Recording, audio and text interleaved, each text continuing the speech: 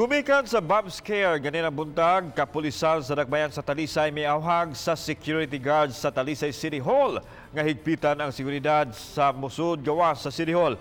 Samtang isugyo usab nila nga moinstalar og CCTV palibot sa City Hall. Si Chona Carrion sa report. Kahasol kahadlok og nahunong pagyod ang transaksyon sa Talisay City Hall karong adlaw gumikan sa bomb threat. Giauhag sa kapulisan nga susihon gyud ang mga bag sa musod sa Talisay City Hall. Gawas niini mag-body frisking usab aron kalikayan ang mga susamang alarma kaganiha. Accordingly, ma'am, kay wala man tayo CCTV, maudoy mga batanon nga lalaki nga nakita paguman nawala ang tulo ka lalaki.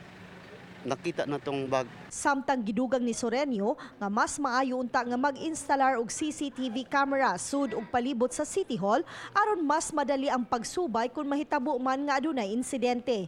Kung mapamatud-an sa kapulisan nga gituyo og bilin ang bag sa tag-iya niini aron manghadlok mag-atubang siya og kaso. Pwede pong panghadlok, ma'am, kay naamanggoy nigawas pod nga katong gamay nga cellphone, na siya cellphone nga puti, wala pa mi kabalo kung functional ba, man na po yung mga wire nga charger, purito siguro to, hitabo nga ang K9 dog, murag ni lingkod, ni action og lingkod.